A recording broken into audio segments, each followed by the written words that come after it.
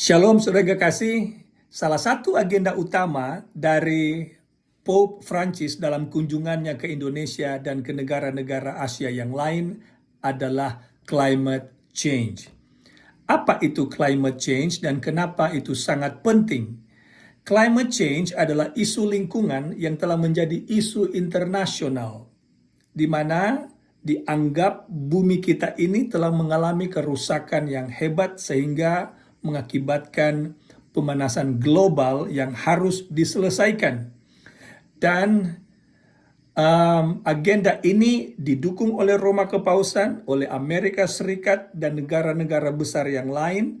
Dan bila mana saudara ingin mencari tahu lebih banyak tentang informasi ini, saudara akan ketemu dengan beberapa pergerakan yang bergerak di bidang ini untuk memperjuangkan climate change. Di antaranya kesepakatan Prancis, di mana ada kurang lebih 194 negara tergabung di dalamnya. Kemudian saudara juga akan temukan Green Sabbath Project dan juga Slow Sunday. Semua pergerakan-pergerakan ini mempromosikan hal yang sama, yaitu mengusulkan agar ada satu hari dalam satu minggu agar bumi kita ini beristirahat, di mana dianjurkan supaya tidak ada kendaraan yang digunakan, meminimais penggunaan gas dan lain sebagainya, agar bumi kita ini tidak mengalami kerusakan yang lebih parah. Dan itu diusulkan ada satu hari dalam satu minggu. Ada hari-hari lain yang diusulkan, tetapi karena kebanyakan adalah Kristen, maka dipilihlah hari Minggu sebagai hari untuk beristirahat tersebut. Nah, dalam kunjungan Pope ke Indonesia, agenda ini juga yang dibawa. Bayangkan saudara yang kekasih, Indonesia adalah salah satu negara Islam terbesar di dunia. Tetapi di Indonesia itu sendiri, hari Minggu adalah hari berhenti. Saya beri contoh kepada saudara, di Bandung dan mungkin di daerah-daerah yang lain, ada satu program yang dikenal dengan program Car Free Day yang dilakukan pada hari Minggu. Bukan hanya di Indonesia saja, ada di negara-negara yang lain sudah mulai dipraktekkan Car Free Day pada hari Minggu. Saudara yang kekasih, kalau begitu apa hubungan semua ini dengan nubuatan Alkitab? Bagi para pelajar kitab Wahyu khususnya, mereka mengerti bahwa climate change adalah cikal bakal atau jalan masuk penggenapan nubuatan Wahyu pasal 13, di mana akan terjadi atau akan datang waktunya di mana semua orang di bumi ini, tidak pandang dia negara apa, agama apa, budaya apa, latar belakang apa, semuanya akan dimintakan untuk menghormati satu hari, yaitu hari Minggu. Di Amerika Serikat itu sendiri, penghormatan terhadap hari Minggu dan dipaksakan untuk menghormati hari Minggu bukanlah hal yang baru. Di negara di mana saya ada sekarang ini, di Amerika, pernah diberlakukan hukum ini yang dikenal dengan Blue Law.